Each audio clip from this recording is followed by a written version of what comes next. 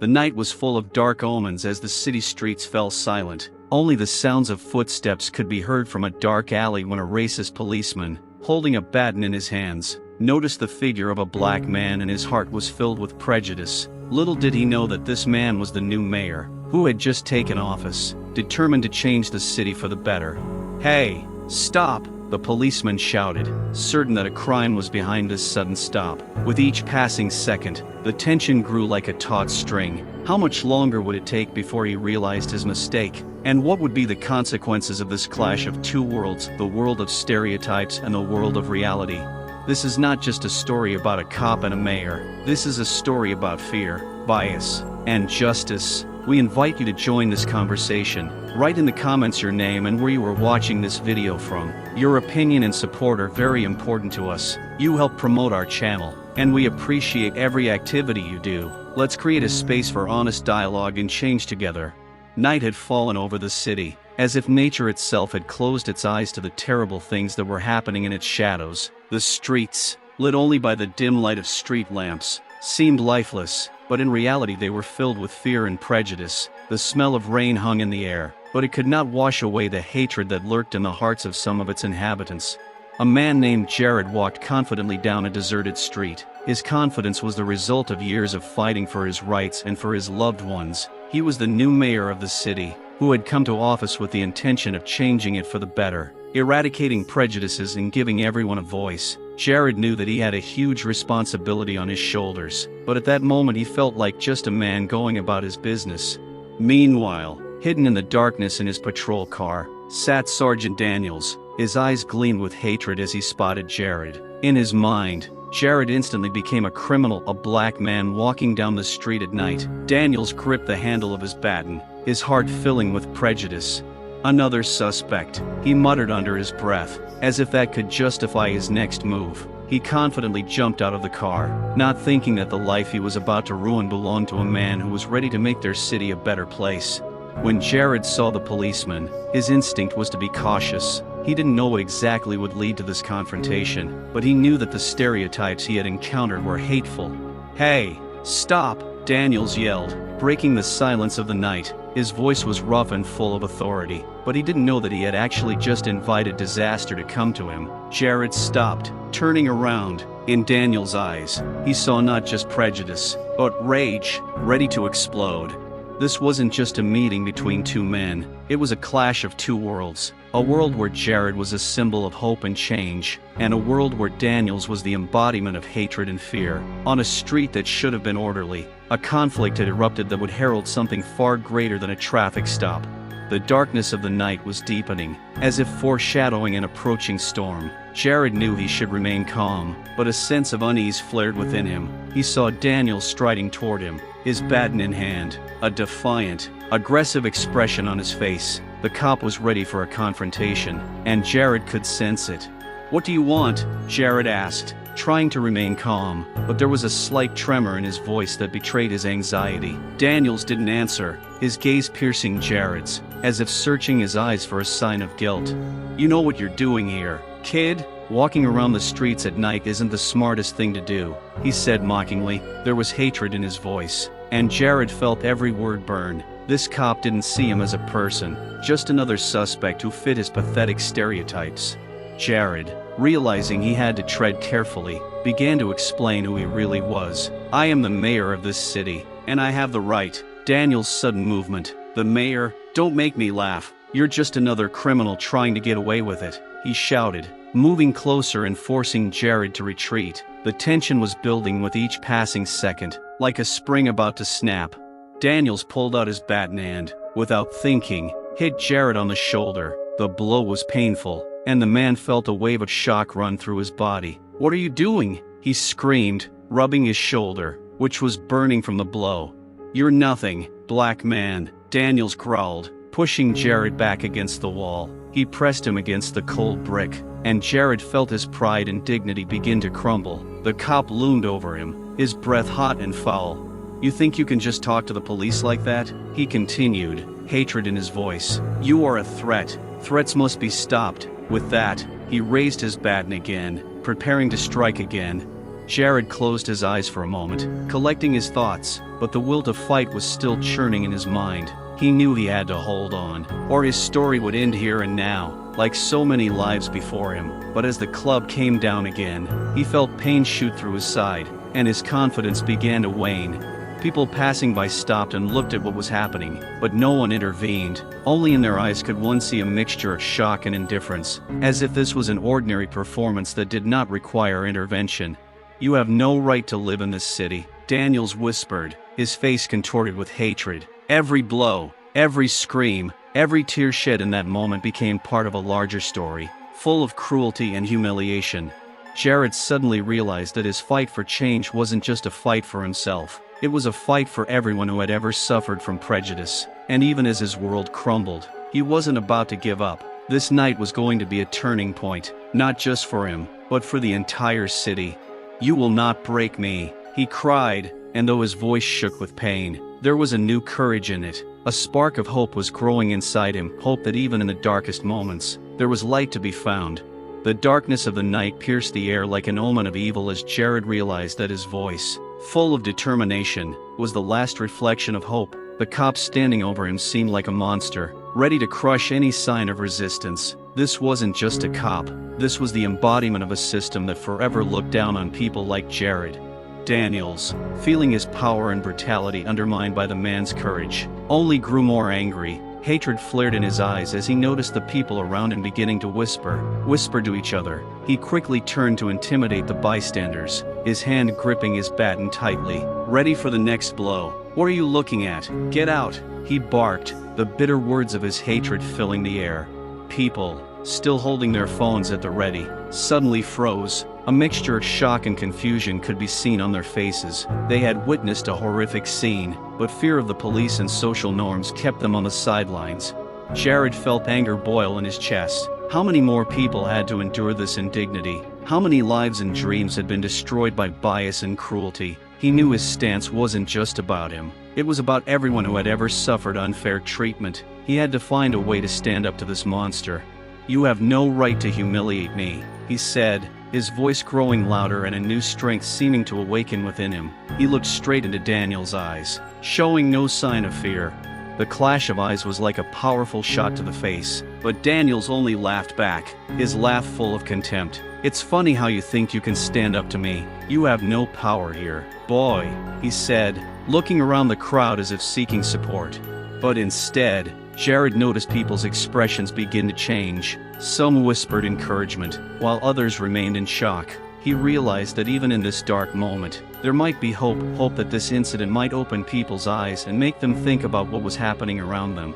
"I'm not just a mayor, I'm a voice for those who can't speak," he said, his voice resonating with new strength. A spark was igniting inside him that had been doused by his passion for justice. He remembered his promises to people who believed in change. Daniels, feeling his authority weakening, swung his baton at Jared again, but this time he froze, just as the cop's arm began to fall. Another cop approached them, a colleague of his who did not seem to share Daniels' fury. "What's going on here?" he asked, looking at the situation with obvious confusion. His presence made Daniels hesitate, and Jared felt that maybe he had a chance. Daniels growled, knowing the situation was getting tense. His voice was foreboding, but another officer's intervention could change the course of events. Jared took advantage of the moment to turn to Evans. "I'm the mayor of this town. This man is beating me up for no reason," he said, trying to remain calm despite the fear building inside him. Evans, clearly shocked, looked at Daniels and then at Jared. He finally saw the truth that had been hiding behind the prejudice and hatred. Doubt flickered in his eyes. "Wait, Daniels, are you sure you did the right thing?"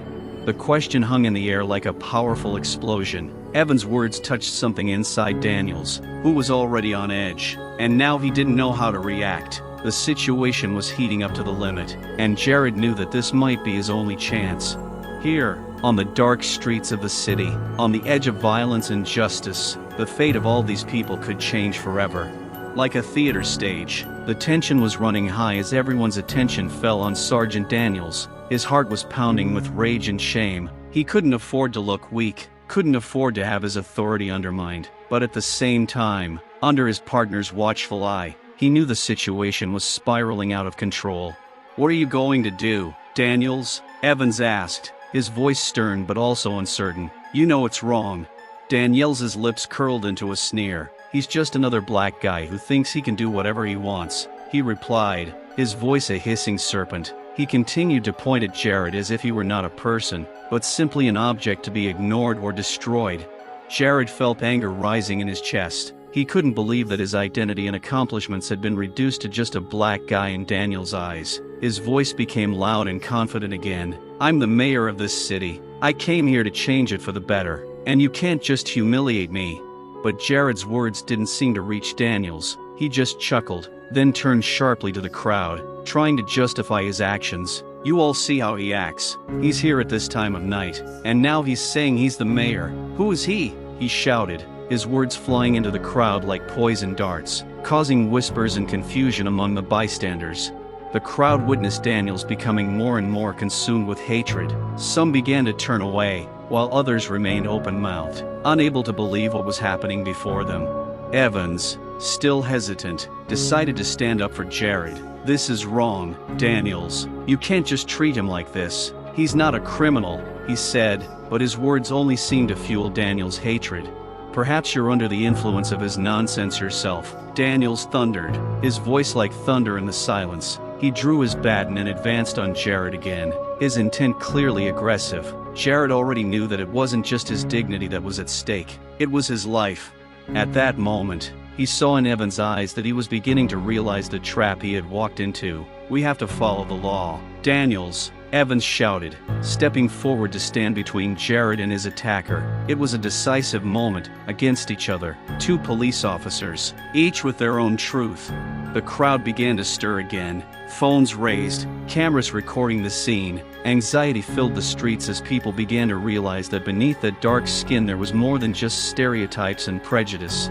Daniels, realizing that his position was beginning to weaken, shouted, "Are you on the side of the criminal, Evans? Are you like him, too?" His words were threatening, and at that moment it became clear that a real struggle had begun between the two police officers. This confrontation exposed all the layers of bias that existed not only in Daniels, but in the system he represented.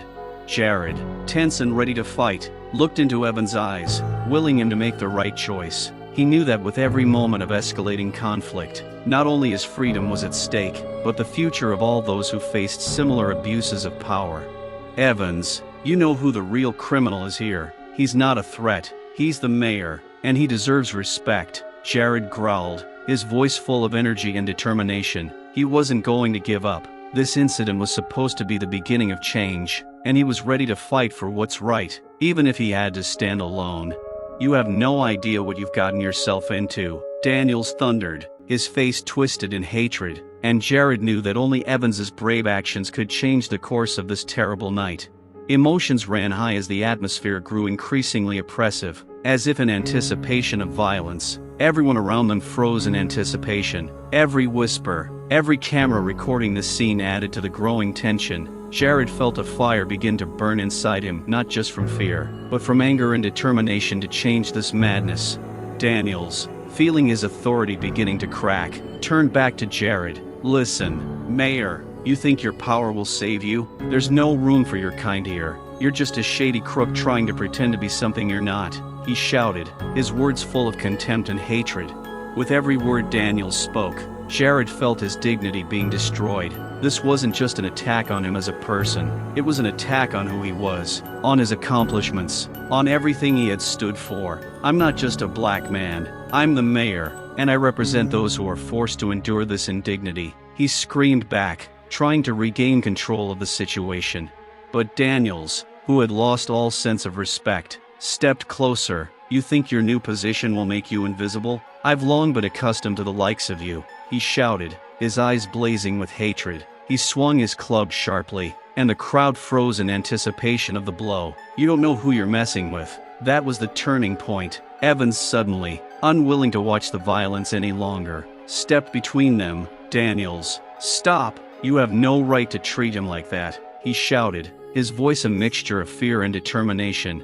But Daniels just chuckled, brushing Evans's words aside as if they were just a light breeze. "What? You're his protector now? You know what he's like. He can't be mayor, he's not cut out for it, he snapped angrily, full of rage.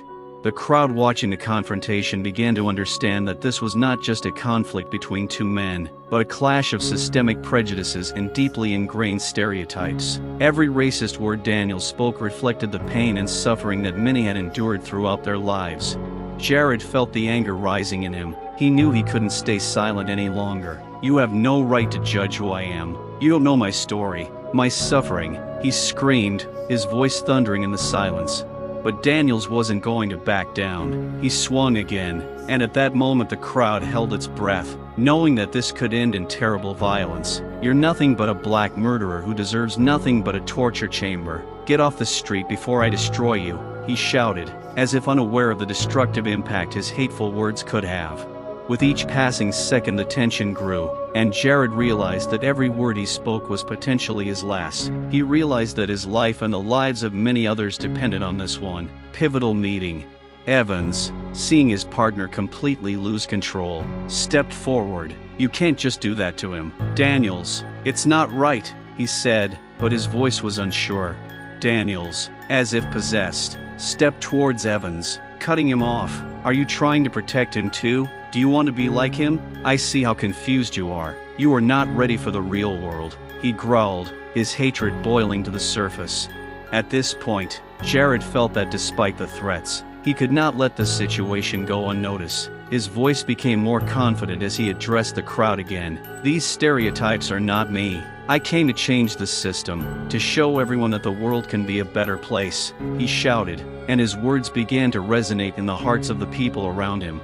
The crowd began to whisper, and Jared noticed some of them nodding in agreement. Evans, also realizing that something had to change, stood next to Jared, as if signaling to the others that they were not alone.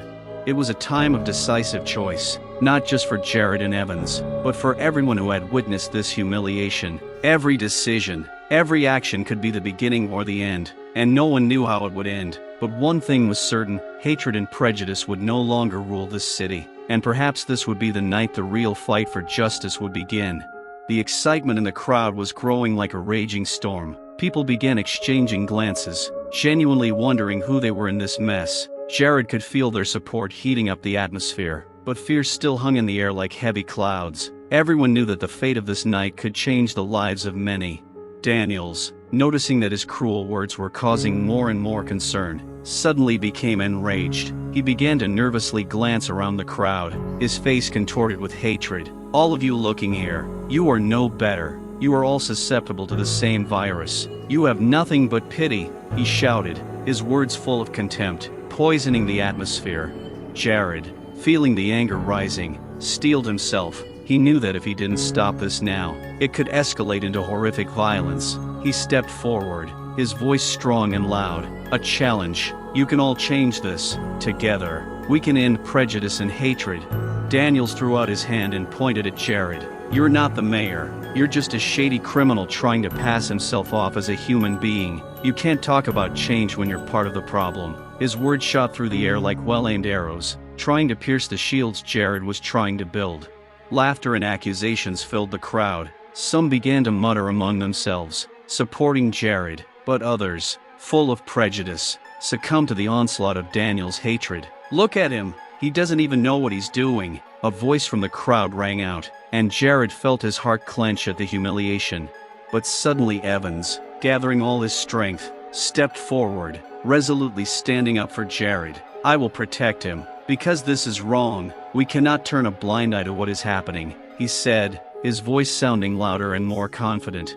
The encouragement lifted Jared's spirits. He looked at Evans, seeing his hesitation turn to determination. "Evans, I know this is hard, but together we can show that this hate will not win," he said, trying to ignite a spark of hope.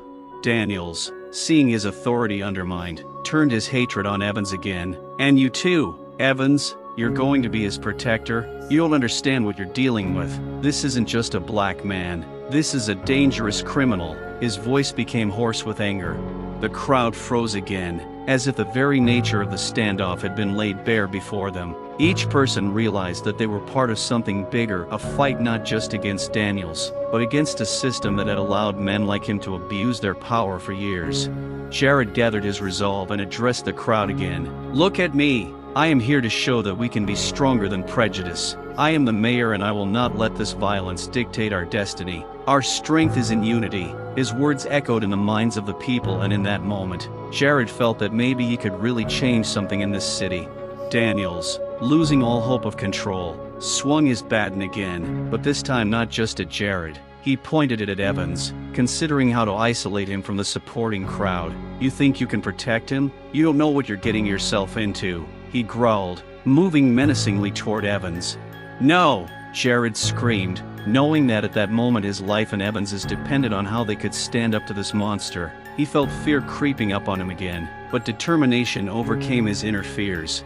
At that moment, as if in response to his courage, the crowd raised their voices in support. "Yes, we are together," the cries rang out, and it was like a powerful stream. Jared, seeing people become one, felt that they were not alone.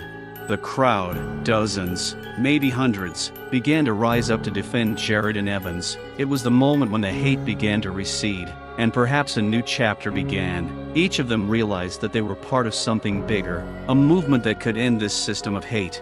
But Daniels was not going to give in. "You will all answer for this," he shouted, desperately trying to maintain control, but his voice was losing its power in a general hubbub. Every shout, every word, challenged his authority and made him realize that he could not cope with the force of unity that had emerged among the people. It was a moment when the world stood still for a moment, and all eyes were on the clash between hate and hope. Everyone knew it could end in disaster or victory, and there was a genuine energy in the air that could change each of their lives forever. The situation outside was heating up like a black cloud about to burst. Jared and Evans were facing Daniels, who was gripping his baton so tightly his hands were white with rage. The boundaries between them were slowly crumbling, and each of them knew that anything could happen at this point. Daniels, realizing his authority was being challenged, raised his club high above his head, ready to strike. "You're all a bunch of black scumbags here. You'll never change this city. You just prove everything I've said," he shouted, his voice echoing down the street. The crowd, filled with fear and anger, began to move forward as one united body, ready to stand up for Jared. "Don't let him break us," someone in the crowd shouted, and the cry was taken up by others, creating a wave of support. Jared felt his resolve grow. He raised his hands, trying to calm the crowd. "This is not just my fight. This is your fight. We must show that hate will not win." His voice was loud and confident, as if he himself was becoming a symbol of hope. But Daniels, having lost all sense of order, slammed his baton down on the pavement, causing a bright splash. He felt the crowd's fear overflowing, and it gave him confidence. "You are all criminals. Do you want me to leave you alone?" "No! I will stop you," he shouted angrily, his words full of fury. The crowd began to shrink, but Jared steeled himself and stepped forward. "I'm not afraid of you. You have no right to judge me or anyone else just because of the color of their skin," he shouted, his voice full of determination and strength. He knew this wasn't just a personal battle. This was a confrontation that could change everything. Daniels, feeling that he was losing control of the situation, lunged at Jared. "You, damn mayor, will answer for your words right now," he growled, heading towards Jared with his baton, his face twisted in hatred. The crowd screamed in horror, and Evans rushed forward to stand between them. "Stop, Daniels. You can't treat him like that," he shouted, but his words only added fuel to the fire. Daniels, furious and distraught, turned on Evans. "Are you going to betray your own people? Have you forgotten who you really are? You're one of them," he blurted out, and he hit Evans on the shoulder with his baton, knocking him down. At that moment, the crowd exploded. People began to move forward, and Jared, seeing Daniels attacking his ally, felt a wild rage blaze up inside him. "No, we won't let this happen," he shouted, and as if someone had acted on it, the crowd moved to attack the policeman. The attack was spontaneous, but it contained all the energy that the men had been holding back for so long. Daniels, realizing that he had no chance against such a mass, began to retreat, but this only increased his hatred. He turned sharply and began to rush through the crowd, his club raining blows left and right, leaving a trail of humiliation and pain in his wake. You are all trash. I will destroy you all. He screamed, and his words were full of fury, but they had no power. The crowd, united by their shared anger, began to rush him. Someone grabbed his arm, another his leg, and soon he found himself in the center of the whirlwind. As the crowd gathered, they began to show their strength. Every blow they threw wasn't just revenge, it was a restoration of dignity. Every scream, every tear, all of these stories were gathered in this moment, and everyone understood. This wasn't just a fight against Daniels, this was a fight against the system that allowed this to happen. Meanwhile, Evans, rising from the ground, saw his partner becoming a victim of his own anger. Daniels, stop! This is not normal, he screamed, trying to get through to his mind that this was not the way out. But hatred and prejudice overshadowed everything, and the policeman did not want to hear. Jared, consumed by a thirst for justice, tried to suppress his own fears. He knew he had to stop this before it was too late. Enough! We are not like this. We will not be like you, he shouted, trying to get the crowd's attention. But instead, he saw the hatred continue to grow. Like an uncontrollable wave, people who had once been ordinary citizens began to lose themselves in this madness. It was not just a fight, it became street violence that threatened to engulf everyone. With each passing second, with each blow, the lines between victim and aggressor began to blur. Jared felt his heart pounding in unison with the crowd's anger, and a feeling grew inside him that justice required sacrifice. He knew that this path led to nothing good, but he could not watch his brothers and sisters being humiliated and tortured.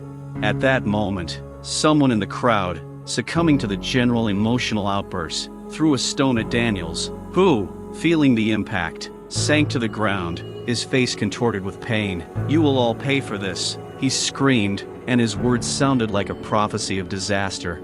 The crowd roared, and Jared, realizing they were on the brink of disaster, tried one last time to lift their spirits. Listen, we can change this. We have to rise above this. Hate only breeds hate. His voice was a mantra, and this time it was heard. At this point, Evans pulled himself together and stepped closer to Jared. I'm with you. We have to stop this before it's too late, he said, and his words evoked a response from the others. It seemed that some of those who had been prepared to fight were beginning to rethink their actions. We're not here to hurt. We're here to say enough is enough, one of the men shouted, raising his hands in agreement. That moment of realization marked the beginning of the end of the madness that had been unfolding around them. But Daniels, still lying on the ground, began to gather his strength, unwilling to give in. I will not let you get away. I am the law, he shouted, his voice like the hiss of a snake. The rage in his eyes flared again, and he rose to his feet, preparing for the final confrontation. Jared felt his heart beat faster, and he knew that this night would never be the same. With every passing moment, they were getting closer to breaking the chains of hatred and prejudice. Now they had to make a choice, either keep fighting, or move on to something greater, to real justice. This night would be a test not only for them, but for the entire city, where their stories would intertwine and they would learn that despite hatred, bridges could be built, not walls. Each of them knew that this was only the beginning, and they had to be ready to fight for their future. The night continued to deepen, and there was a sense of impending storm in the air. The crowd, once united in its anger, was now split in two. On one side stood those who supported Jared and sought justice, and on the other, those who remained under Daniels' influence, consumed by hatred and fear. Daniels, who had regained his feet, looked at the crowd, his heart filling with rage. He quickly ran to his car and pulled out a canister of pepper spray, believing he could suppress the rioters with one swift movement. He raised it high above his head, shouting, I'm going to stop you all. You think you can get away with it? I'm going to show you what order is. Daniels, stop, Evans shouted. Realizing the tension was reaching its peak, he stepped forward, pierced by fear, but unwilling to back down. This is not a solution. We can do this differently, he said, his voice full of determination, but also anxiety.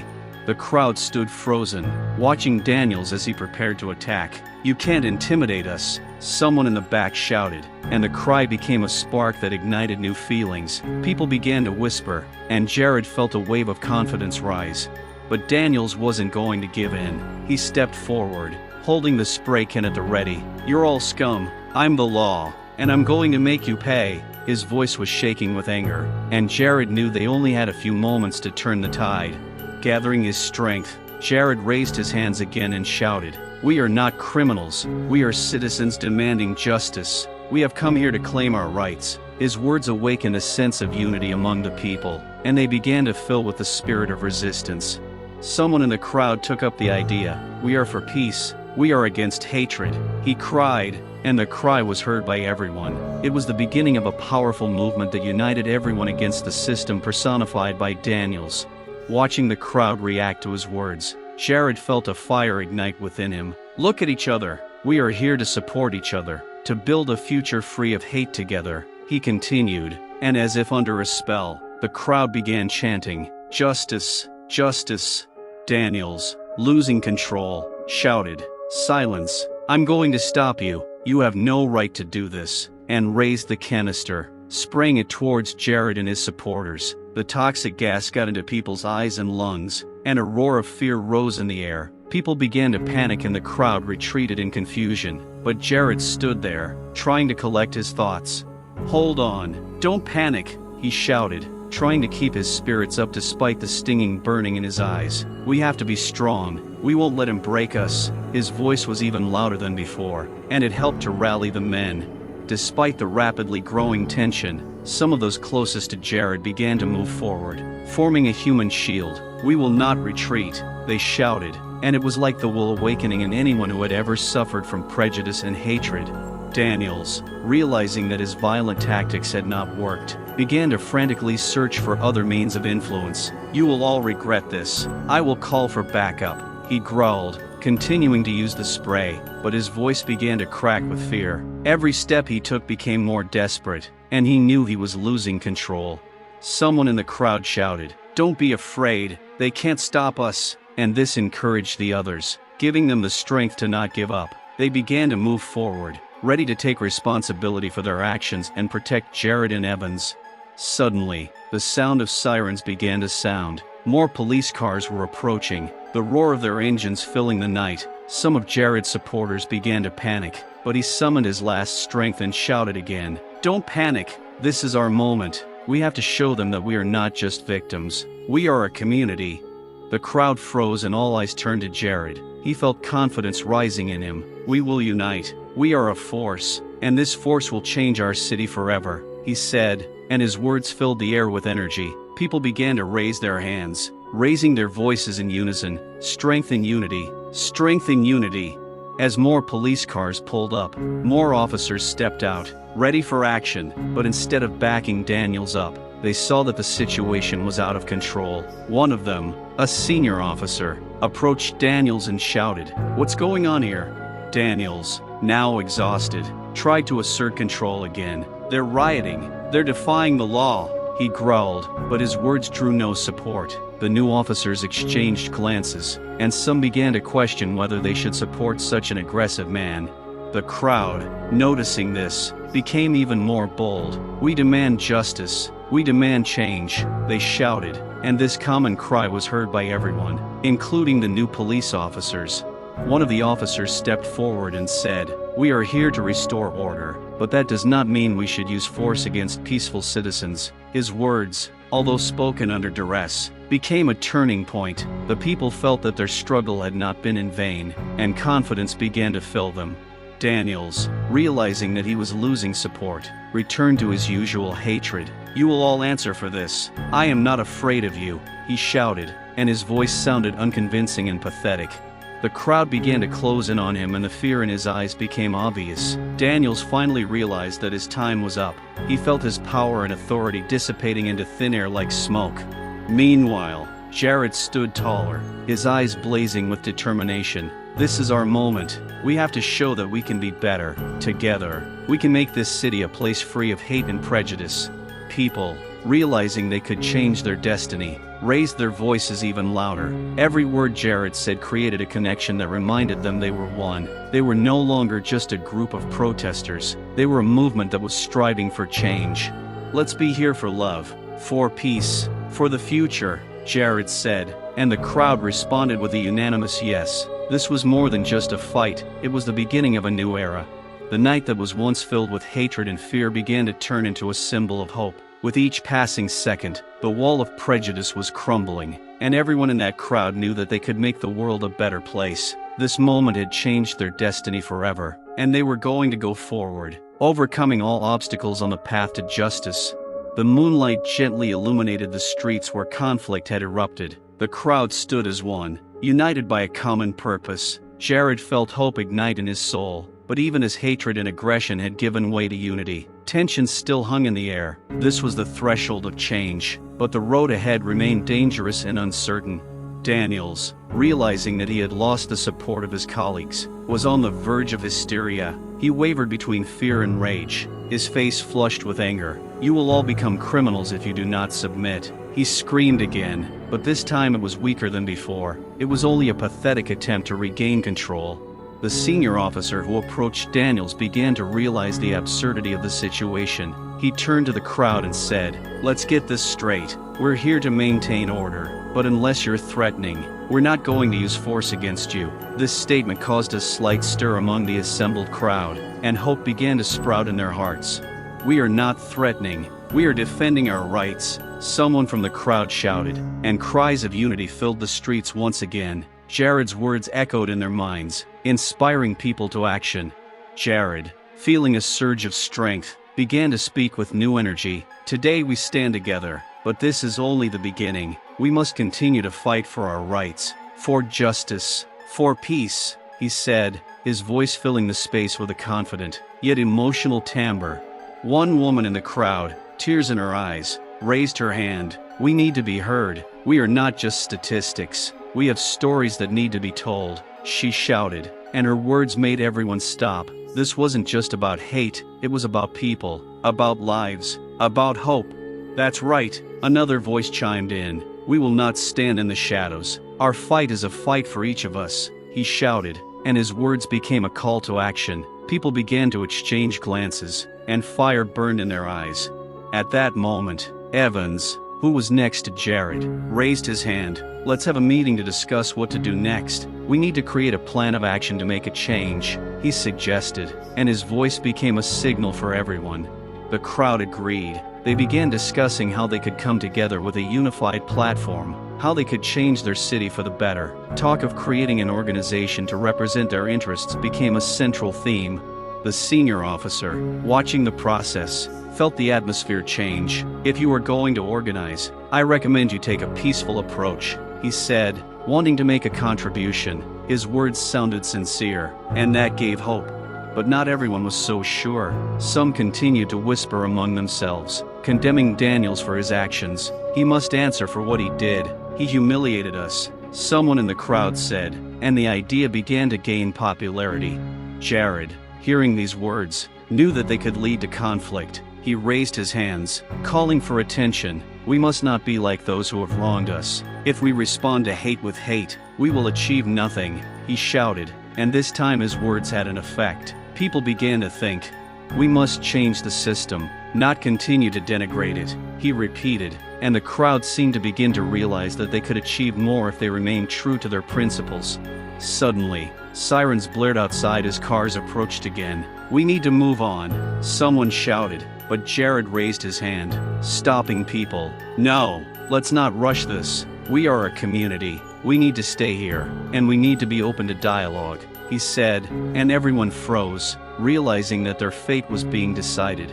The crowd settled down, and even as more police approached, confidence continued to grow. People began to talk to each other, sharing their experiences and plans for the future. Everyone realized that they were now part of something bigger than just a protest.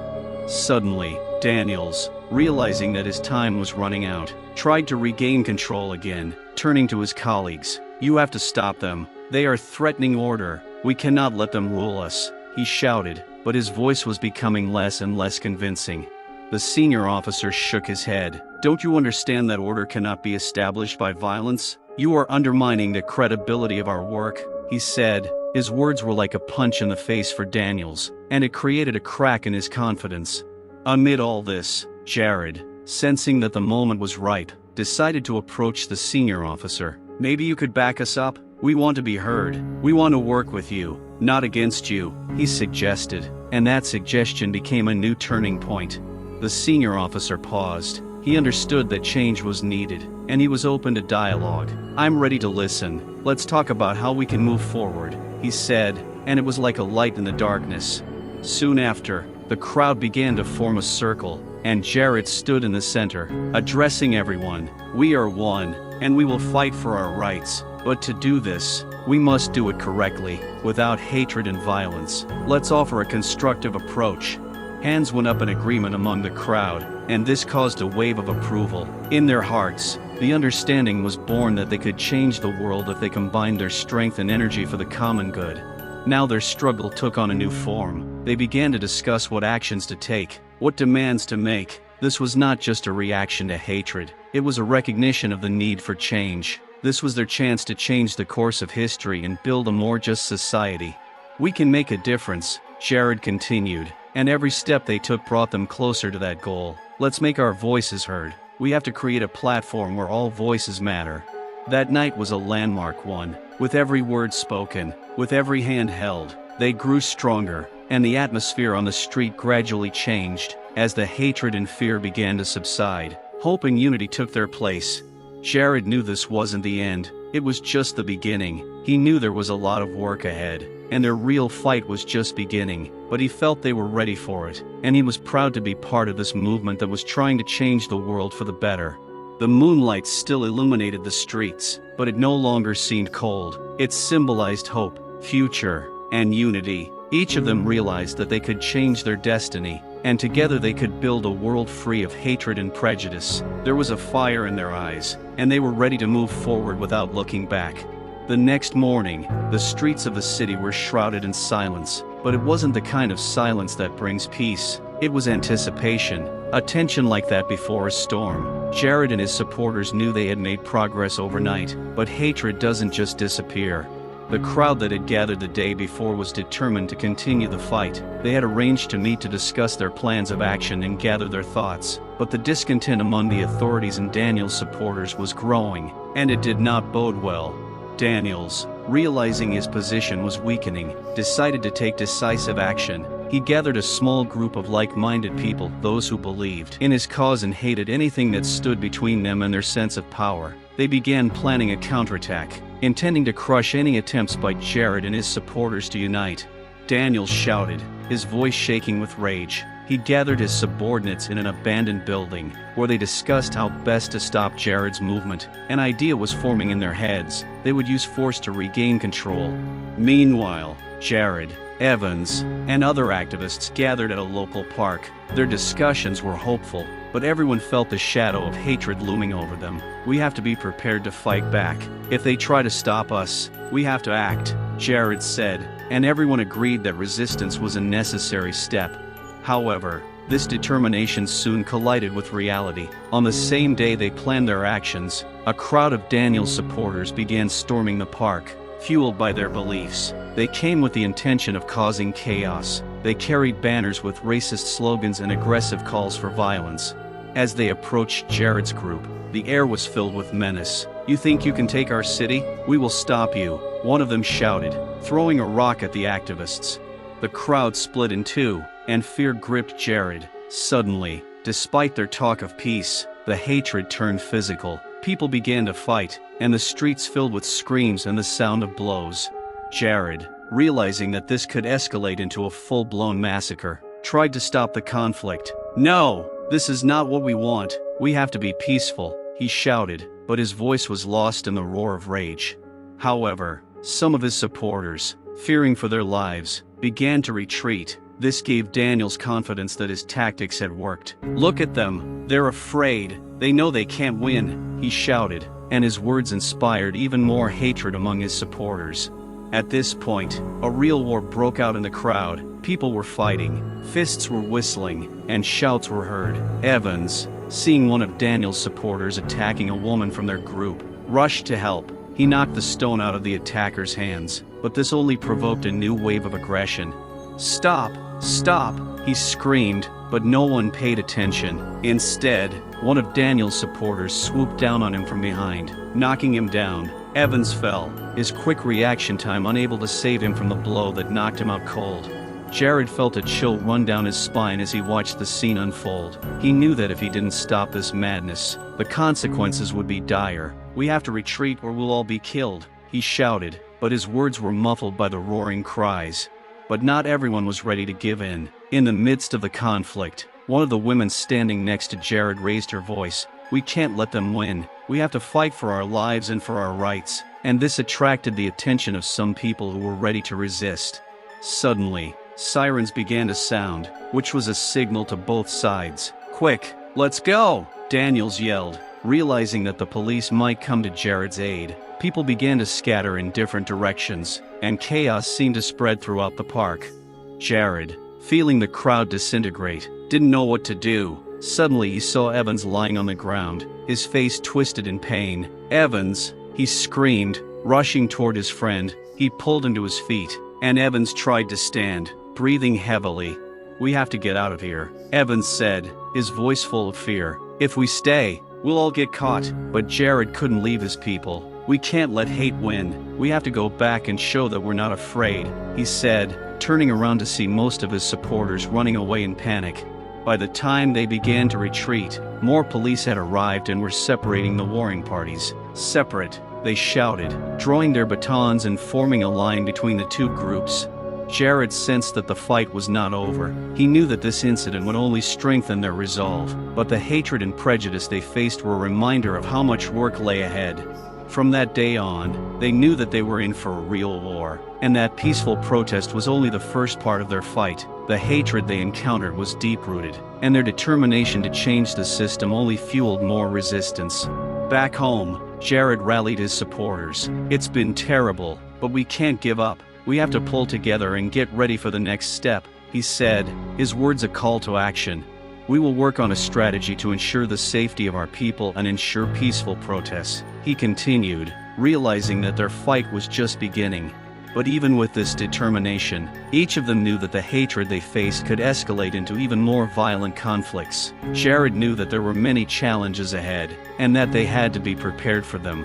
As night fell once more, Jared couldn't help but think about what lay ahead. They were ready to fight, but at what cost? Hatred had left its mark, and he knew that only a united effort could change the course of events. He didn't know how their story would end, but he was sure of one thing: they would not remain silent. Every step they took was a step towards change, and he was ready to fight for every right. Despite the quiet of the night, the streets of the city were filled with anxiety. Jared could not sleep. His thoughts were filled with images of the previous night's clash. The sounds of screams, blows, and Evans' pain swirled in his head like a vicious circle. He knew that the situation was becoming more and more dangerous. There were new threats in the air, and the hatred seemed to be reaching its climax. The next morning, Jared's group gathered in a park to discuss their next steps. The faces of the people were tired and determined, but fear and uncertainty hung in the air. Suddenly, one of the activists, James, raised his voice. "We can't hide anymore. We have to act."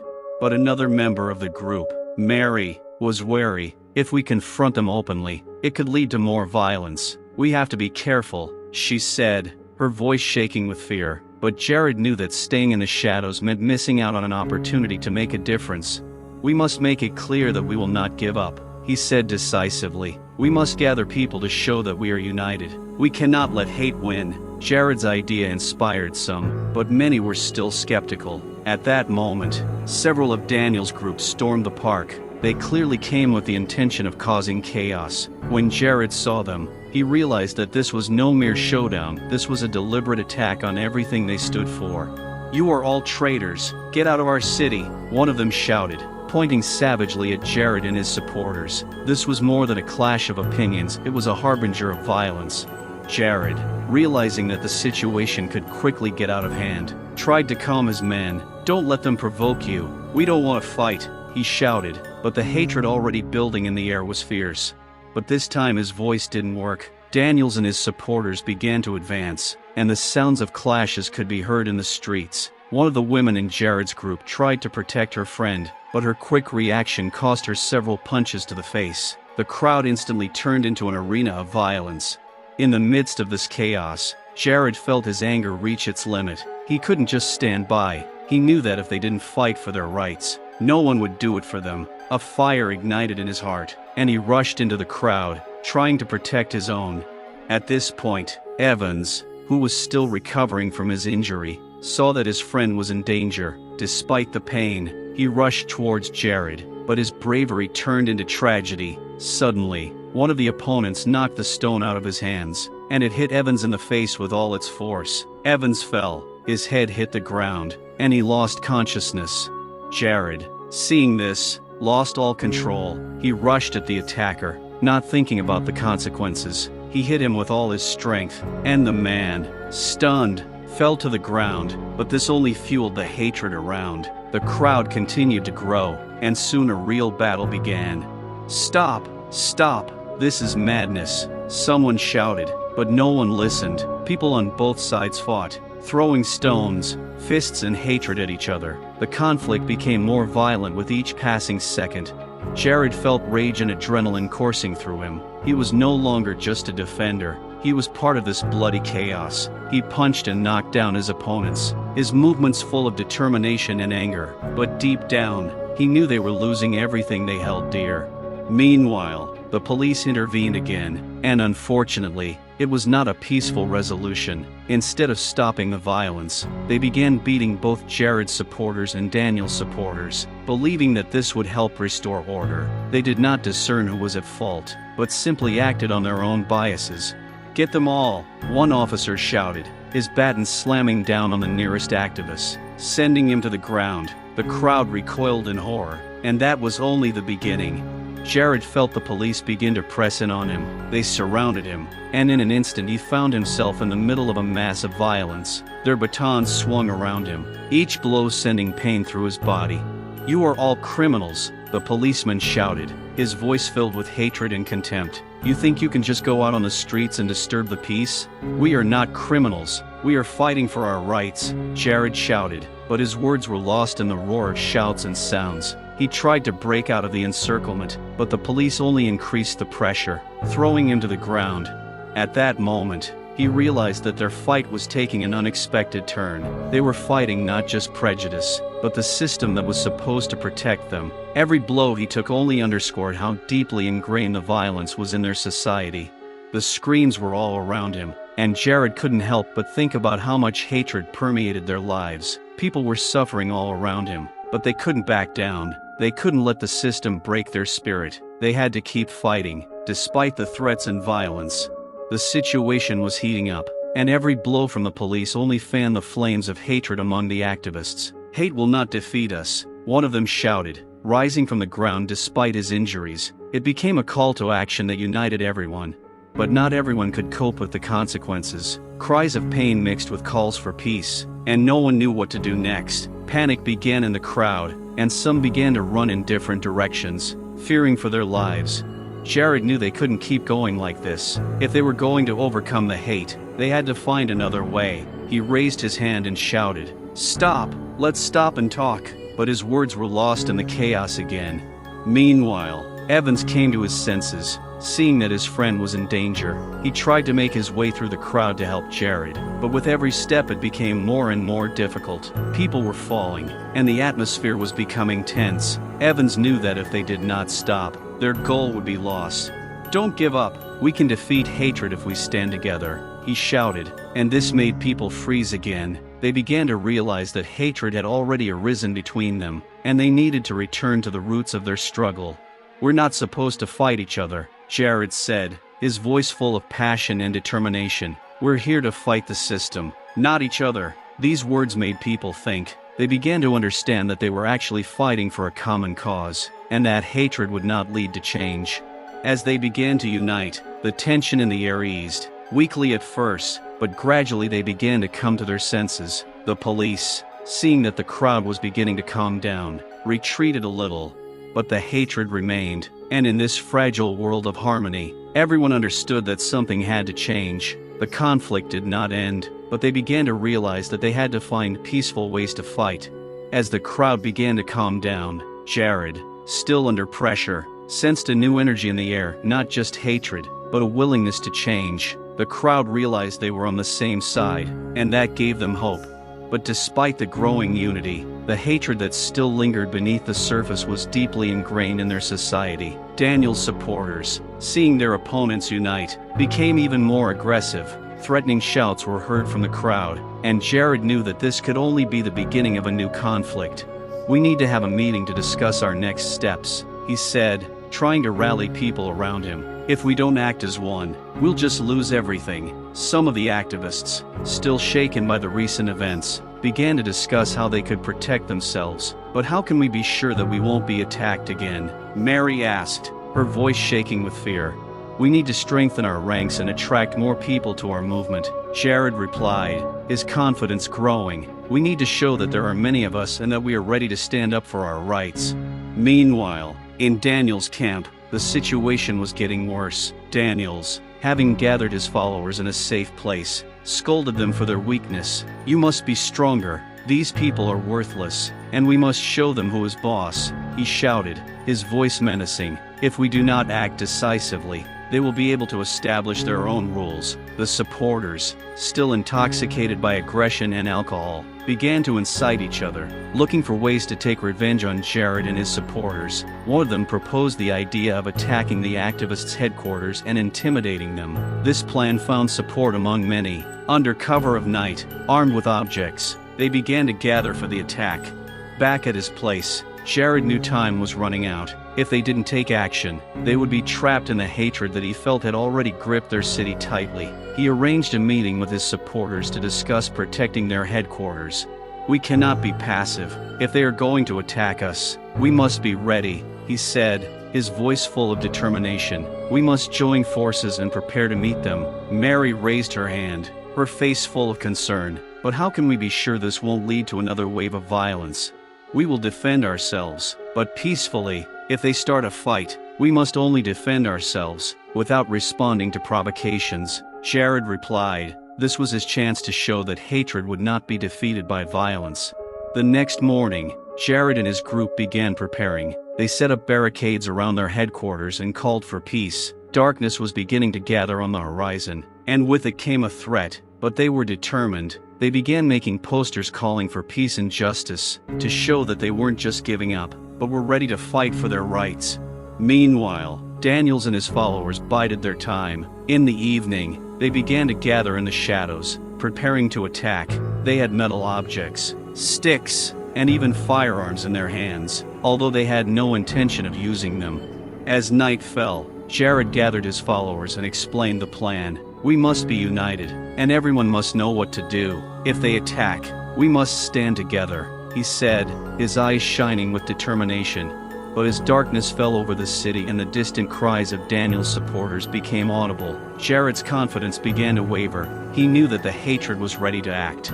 Soon their headquarters was under attack. The screams and loud bangs outside only increased the tension. "Hold tight," Jared shouted as the doors began to break down. The supporters, overcome with fear, prepared to defend themselves, but doubts were already flickering in their eyes. Daniel's mob began to break down doors and windows with all their might. "Come out, cowards! We know you're here," they shouted, and this was only a precursor to the horror. Screams of growing panic began to fill the space. "What do we do?" one of the women screamed, her face contorted with fear. Jared, despite his panic, knew they had to confront this. "Don't retreat. We must protect our home," he said, trying to remain calm. But every time they heard the wood crack, every step that came closer to them caused more fear. Suddenly the doors burst open with a bang, and a group of Daniel's supporters appeared on the threshold, fully armed. "Now you'll get what you deserve," one of them shouted, throwing a rock in Jared's direction. Jared, standing at the front of his men, began to resist. "We are here for change. We are not afraid of you," he shouted, but this only spurred on the hatred of their opponents. They began to rush in, breaking everything in their path. With each blow, Jared grew more desperate. He knew this battle was more than just a physical confrontation, it was a fight for his ideals, for the right to be heard. He saw his followers fall, led into the shadows of hatred. "Let's stick together," he shouted as he saw Mary fall to the ground, beaten by several people. Jared rushed to her, his heart pounding with fear. He pulled her to her feet, but at the same moment he was hit in the back and fell to the floor. The hatred that surrounded them became more and more obvious. Screams of pain mixed with loud laughter from those who enjoyed the violence. Jared felt his strength leaving him. He could no longer contain the torrent of rage that erupted around him. But even at this moment, with his body on the verge of collapse, he knew he couldn't give up. He was a leader, and his people needed him. Suddenly, he noticed several of his followers also rising to their feet, burning away the hatred that surrounded them. "We will not remain silent," one of them shouted, and this brought new hope to the hearts of all present. At this moment, when hatred reached its peak, a new wave of unity began in the crowd. Jared, rising to his feet again, shouted, "Don't let them break you. We are fighting for our lives, and we will not retreat." This cry became a symbol of their fight, and with each word he gathered people around him, ready to continue the fight. At this critical moment, in the chaos of violence, Jared and his supporters came together. A spark of hope lit in their eyes and they began to act as one, uniting in the fight against hatred. While one of them distracted the attackers, the others formed defensive lines. With each passing moment their determination grew stronger, and they, full of strength and hatred for what had been done to them, began to confront the enemy. And when night fell upon the city, there was not only hatred in the air, but also hope for change. Despite all the difficulties, they began to understand that only together they could resist what threatened their existence. In this chaos, they found strength, and it was this strength that became the basis for their further actions. It was only the first battle in their long war, but it was a battle that would change their lives forever. With each new encounter, with each cry for help, they became more united. Jared felt his heart fill with determination, and he knew that each of them was part of something bigger, part of a movement that would change their city. As the warring parties continued to clash, the atmosphere grew increasingly tense. There were shouts, banging, and rustling sounds in the background, but what mattered most was that they were beginning to understand that their fight was not simply against hatred, but for a better future. Jared, standing among his supporters, felt the strength in his body begin to drain. He saw some of his friends fall, but instead of retreating, they found the strength to get back up. At that moment, one of the supporters shouted, "We can do it. We have to do it." The words cast a spell on their spirit. They began to act in unison. The cries that had once been in despair were now filled with anger and determination. Jared raised his hand, calling his men to focus. "We must fight for our future. Let us show that we are stronger than hate." Meanwhile, Daniel's group, feeling that their violence was not producing the desired results, began to lose confidence. Doubts began to creep in among their ranks. Their leaders became increasingly confused by their emotions, while Jared and his followers continued to show unity and strength. At one point, as Daniel's crowd surged forward, Jared gathered all his strength and shouted, "Don't let them break you. We're here to stay, and we're not leaving until we get justice." It was exactly what it needed to be. His words struck a powerful chord. People around him raised their fists, shouted and supported each other, their voices merging into one loud chorus of protest. Despite the chaos, Jared saw new faces emerge among his supporters, people who had previously been reluctant to join the fight, but now that the situation had reached its breaking point, they came to support. This only spurred their determination. Each new member was greeted with joy and support, helping to strengthen their ranks. Jared knew he couldn't afford to give up. He remembered that they had their families, their dreams, their hopes behind them. He felt his inner fire ignite even more. "These streets are ours. This is our city, and we will fight for it," he said, his voice filling the air like a call to action. As soon as he finished speaking, more blows fell upon the crowd. Daniel's group, emboldened by new strength, began the attack again. But now they were faced with powerful resistance. Jared and his followers fought without fear of being hit, and although they were outnumbered, their spirit was unbreakable. Every time someone fell, his friends picked them up, letting them know they were not alone. Jared watched as Mary, despite her injuries, rose to her feet again and hugged her comrades. It became a symbol of their unity and strength. Every blow was against hatred, every cry for help was a call for change. The situation was heating up, and the sound of sirens could be heard on the horizon. The police finally decided to intervene. But, unfortunately, their intervention was not on the side of justice. They approached with the intention of dispersing the crowd, without distinguishing who was right and who was wrong. Jared, seeing this, rallied the people around him again. "Don't let them break you. We are here to show that we are not afraid. If we are united, we can overcome anything," he shouted, and his words lit the flame in the hearts of his supporters again.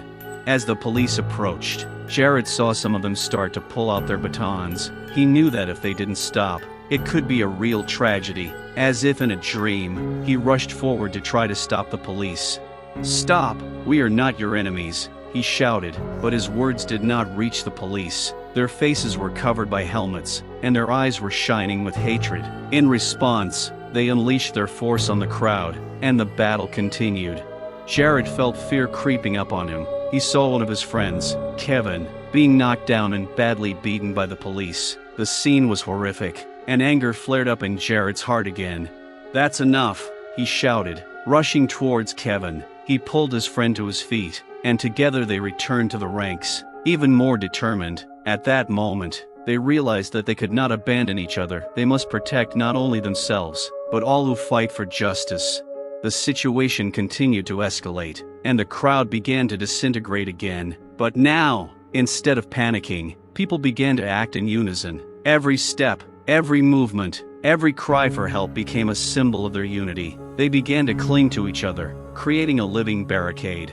"We're not leaving until we're heard," Jared shouted, and his words resonated with the activists again. They became more resilient, more powerful. In that moment, they understood that their fight was not just for rights, it was a fight for their dignity and their lives.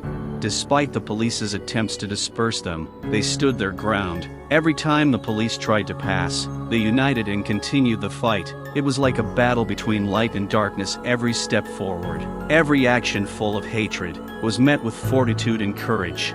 Cries for help and sounds of struggle mingled with the blaring of horns and sirens. The situation was escalating, and Jared knew they had to do something now to turn the tide. He began to brainstorm ideas on how they could divert the police's attention from their lines. "We need to create barriers to keep them away from us," he said, and the group immediately responded. They began moving quickly, using whatever they could find to create barricades. The crowd united once more, and though the confrontation grew more intense, hope was once again kindled in their hearts. They understood that every action they took could have consequences, and now they were fighting not only for their own lives, but for the future of the entire city. At that moment, a scream rang out from the crowd. Jared turned around and saw one of the opponents fall to the ground. It was a sign that the hatred and violence they had felt for so long was finally beginning to subside. People were beginning to realize that this was not the end, but just the beginning of something new.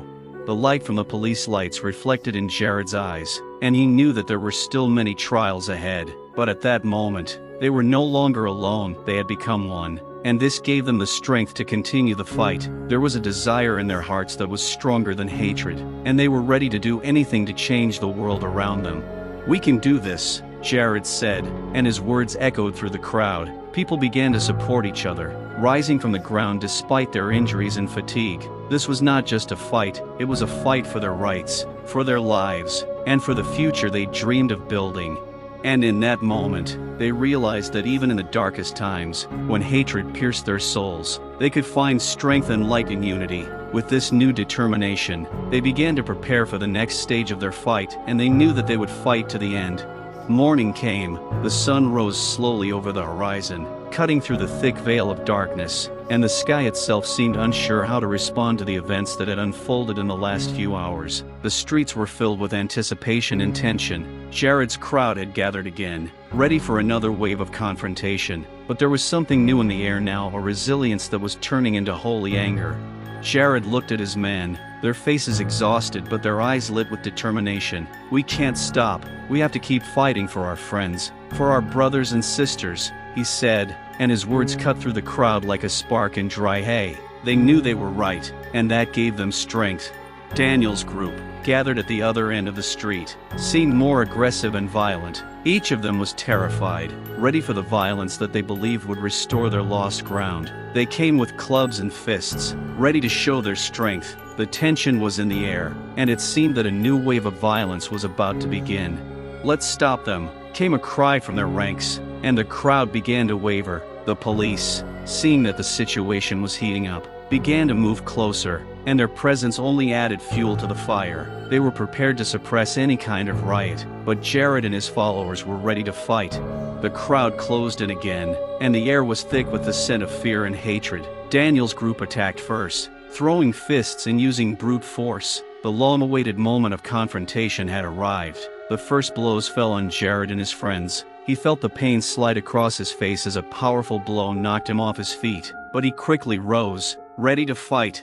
Through the blows and the screams, he saw several of his comrades fall, and the sight filled him with rage. Each new blow was a reminder that they were not simply fighting for themselves, but for an entire community, for the rights of all those who had been humiliated. Images of the recent riots flashed through his mind, where people had fought not only for their lives, but for their futures. This was more than just a fight, it was an uprising. Jared rose to his feet again and, gathering all his strength, rushed into the thick of the enemy. He hugged his friend Kevin, who did not leave him either. Their fists clenched as they stood behind each other, like warriors ready to defend their tribe. "No retreat," he shouted, and his voice sounded like a signal to the others.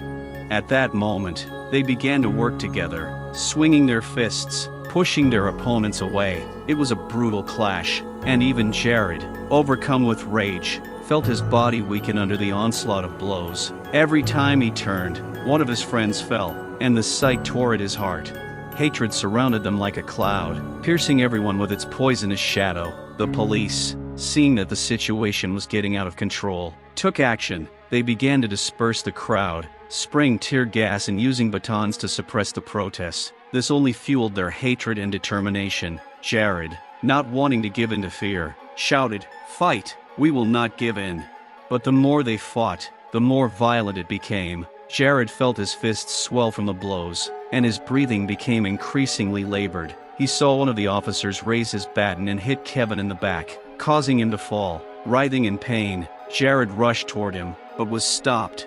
"Protect yourself first," one of his friends shouted, and in that moment Jared realized that even though they were all united, they needed to think about how to protect each other, not just how to fight. The crowd began to disintegrate again, and Jared cowered with the others as the police began to advance. They found themselves surrounded on both sides. It was worse than their worst nightmares. The forces of hatred and cruelty were meeting on the battlefield, and Jared felt his heart sink with fear.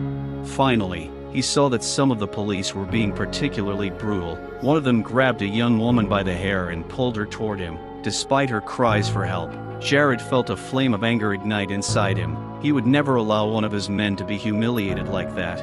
"It shouldn't be like this," he screamed, his words cutting through the crowd. He lunged at the cop, grabbing him by the shoulder and distracting him. "Leave her alone," he shouted, but his voice was lost in the roar of the crowd. The cop, furious and filled with hatred, turned and punched Jared in the face, knocking him to the ground. He felt his teeth clench from the blow, and in that moment everything around him went hazy. The pain washed over him like a wave, but Jared couldn't let himself give in. He stood up, gritting his teeth, ready to fight again, but he saw more police officers approaching his supporters, also armed with batons. It was worse than they had expected. They began to fight in disarray, and Jared knew they were in danger of losing everything. He raised his voice again. "Together. We must be together." And even though his body was screaming in pain, he continued to raise his fists, encouraging his men. Despite all the violence and cruelty around them, he knew they had to keep fighting. Every blow, every humiliation became part of their story, a story they would write together. But true strength lay not only in the courage to fight, but in their unity. As one of the officers raised his baton, Jared saw an unexpected ally appear on his side. A woman who had been standing on the sidelines ran into the crowd, shielding Jared and his friends from the blow. It was the strength they had all been looking for, support for each other, even in the darkest of times. "We can do it," she screamed, and her words filled the crowd with new strength. Once again, Jared felt his anger grow into something more, a thirst for justice that must not be extinguished. Screams, blows, tears, all of this became part of their fight, and even if they still had a long way to go, he knew that they would not give up. They would fight until their last breath, until the world saw their truth. With each new blow, Jared felt his strength waning. The police, brutally suppressing the protesters, left no chance. Blood spattered and screams echoed throughout the perimeter, creating an atmosphere in which fear intertwined with determination. The blows seemed never-ending. Jared's crowd, though weakened, was not about to give up. They tried to form a human wall, protecting each other from the onslaught of police officers. Jared stood in the very center, watching as one of his friends, Liam, was surrounded. Several police officers attacked him from different sides, and despite his resistance, Liam fell to the ground. Jared's eyes clouded over with hatred and despair. He rushed towards Liam, but two police officers stood in his way, clutching batons in their hands. At that moment, he heard a woman scream, "Help! They're killing him!" That scream tore his soul into pieces. Jared, consumed with anger, rushed back into the fight, but he was overcome by a feeling of helplessness. He couldn't save everyone, and this fact was tearing him apart inside. The police were brutal. Every blow they struck was devoid of humanity. The cries for help merged into one terrible chorus, and he knew that soon everything could end in disaster. However, as Jared approached, he saw his friends begin to resist. They raised their hands, trying to deflect the blows, and it seemed that this was their only weapon: courage against hatred. At that moment, he realized that in this chaos, full of fear and pain, unity was their only chance. "Hold on, we are together," he shouted, and his words were the spark that reignited their resolve. Everyone who remained in the ranks began to rise, each with new strength, each with new hope. This was not just a clash, this was their last fight for justice. But as they fought, there was something ominous in the air. They knew that despite their bravery, the hatred and cruelty of the enemy was too great. They had to find a way to stop this madness before it was too late. Jared continued to clench his fists, feeling the anger blazing through his veins. Every blow he took spurred him on to another burst of energy. He knew that his fighters around him needed leadership, and he couldn't afford to show weakness. But deep down, he also knew that the situation was becoming increasingly desperate. The police, united and brutal, continued to press the crowd using fear tactics. Each time one of the protesters fell, the cries of fear and pain merged into one sound, crushing their spirit. Jared, trying to push back the hatred, saw one of his comrades, Kevin, groaning in pain, his face twisted in fear. "Kevin, hold on!" Jared yelled, rushing toward him, but two police officers immediately surrounded him. They began throwing punches with furious anger, and Jared felt one of them hit him in the jaw. He staggered, but got back to his feet, his fists clenched stubbornly. At that moment, the crowd of protesters began to disintegrate. The fear caused by the police action caused people to run in different directions. Jared, seeing their unity crumble, despaired. He felt his heart sink, realizing that they could lose. Their common goal seemed unattainable, and if they did not unite, they would lose everything. But suddenly, amidst the chaos, he noticed the few people still standing nearby begin to rally. They exchanged looks of determination, and Jared realized there was still hope. Each of them was ready to fight, and this idea inspired him. He gathered his will into a fist and shouted, "Get it together, we can't give up." The words echoed through the crowd, and the protesters began to return, ignoring the police batons and shouts. They became one again, standing up for each other. Jared felt his heart fill with strength, knowing that their fight was not over. But then the police became even more brutal. They weren't going to back down. Suddenly, sirens started to sound, and Jared realized that more police had arrived to back up the police. The situation became even more tense. The protesters were trapped again, and Jared felt his hopes fading. "We need to find a way out," he shouted, looking back at his comrades. They couldn't afford to lose their unity, but they were surrounded by police, ready for any action. Jared noticed that some of the protesters were starting to panic, but he knew that at times like this, they had to keep their cool. Gathering himself, he shouted again, "Let's split up. Let's find a way to retreat." And although it was risky, he had to do everything possible to save at least those who remained nearby. The crowd agreed, and they began to scatter in different directions, hoping for luck. Each of them understood that the fight was not over yet, and although they were now forced to retreat, the spirit of resistance lived in each of them. Jared felt his heart beat in unison with their shared hope as he made his way through the crowd. They would continue to fight, even if they had to retreat for now. Every step toward freedom, every moment of unity, would matter when the time came to gather and fight again. After the crowd had dispersed in a frenzy, Jared found himself alone in a narrow alley. His heart was pounding and his breathing was ragged. He could hear distant screams and noise, but at that moment his mind was occupied with thoughts of what had happened. The image of Liam falling to the ground did not leave him, and this fear for his friends only strengthened his resolve. He knew that the situation was becoming more critical with each passing hour. The police would not back down, and they would hunt the protesters like prey, but Jared knew that in this struggle there was an opportunity for change. This night showed that even in the face of brutality and violence, the spirit of the people cannot be broken. He took a moment to compose himself and listen to what was happening around him. The shouts and sirens of the police were still there, but somewhere in the distance he could hear the echoes of the protesters' discussions. This was the time when they could gather their strength and once again stand up for their rights.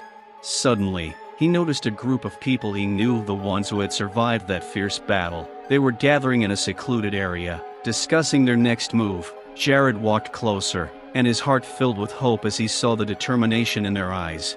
"We can't just retreat," he shouted, joining the group. "If we allow ourselves to give in, we'll lose everything we've fought for." Someone in the crowd nodded. It was Rick, one of the most active protesters. "Jared, you're right, but what can we do? The police won't leave us alone. We have no power against them. We need to come together and be smart," Jared suggested. "We need to create a strategy. Maybe we can spread the word about what's going on here so other people can join us. This isn't just our fight, it's a fight for everyone who's been abused and violated." The group began to whisper among themselves, and soon they began to formulate a plan. They were deciding how to station their supporters in different parts of the city to attract more people to the protest and to show that they were not alone. They needed to have communication to keep everyone informed of what was happening. But Jared knew there was more trouble ahead. The police would likely be watching their movements, and any misstep could lead to more violence. "We need to tread carefully," he warned, looking around at everyone present. "Our strength lies in unity, but that doesn't mean we should be reckless." A few hours passed, and they began to move. Jared and his team, splitting into groups, headed to key locations where they could gather people. Each of them felt the fear fading, replaced by determination. With each step, they were closer to creating a large force, ready for the next clash. But as they hit the streets, Jared felt the tension building again. Sirens could be heard in the distance, and he knew the cops weren't going to let them get away that easily. This was just the beginning of a new phase in their fight, a fight where every decision could mean the difference between life and death. As the crowd of protesters gathered again, Jared witnessed them change. Despair and fear were replaced by hope and a desire to change the world. In that moment, Jared realized that they weren't just protesting injustice, they were fighting for their future, for the right to be heard and respected. Soon they reached the center of the city, where a large crowd had gathered. Loud shouts and slogans filled the air, filling it with strength and determination. People from all over were gathering together, and Jared felt his heart beating in unison with millions. They were no longer just protesters, they were a movement, and that movement was ready to fight any violence that stood in their way. The crowd in the square grew, as if responding to the challenge. Loud shouts and slogans filled the air, reminding them that they were not alone. Each protester felt that magical connection, a unity that gave them strength, and each command from Jared's megaphone reminded them of the importance of their fight. But a shadow hung over that energy as he saw police cars rising on the horizon. The protesters, realizing the approaching danger, began to group together. Jared saw fear in the eyes of many, but there was also a fire of determination on their faces. This was the decisive moment. Their will and unity could become the barrier between violence and peace. "Gather yourselves," he shouted, raising his hand. "Today we are not just protesting, we are declaring our rights. We will fight for justice, no matter what the obstacles." The crowd began to roar, and Jared felt his words lift their spirits. They began to chant after him, like a choral incantation, strengthening their collective resolve. "Justice, equality, we are not afraid." But as they were gathering, the police began to deploy. At first, reservedly, but then increasingly aggressively. They carried shields, rubber truncheons, and pepper spray. Their footsteps sounded like loud thumps, approaching the heart of the crowd.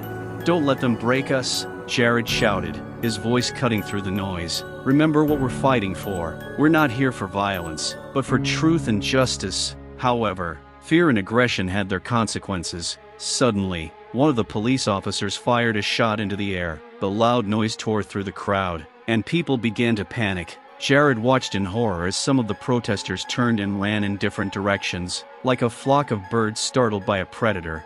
"Stop! Go back!" he shouted, but his words were lost in the chaos. Realizing that retreat was a threat to everyone, he rushed into the crowd to try to bring people back. His heart pounded with fear and adrenaline, but he knew he had to fight for every one of them. Some protesters, still determined, remained. They linked arms, forming a chain, trying to hold back the others. Jared joined them, feeling their hands clenching in a single gesture of resistance.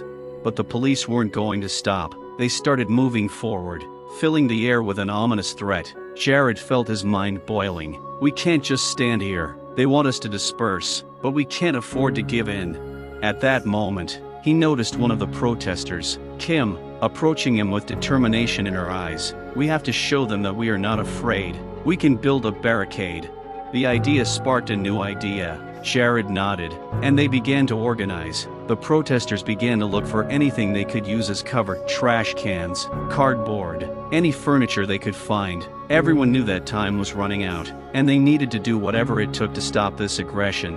As the barricade began to form, Jared noticed some of the protesters raising slogans. They weren't just defending themselves, they were continuing to fight for their rights. Their slogans were loud and clear: "We won't go away. We won't break."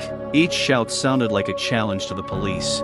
Gradually, more protesters began to join them, drawn to the sounds of fighting. People who had once been afraid now felt the power of unity, and it filled the atmosphere with determination.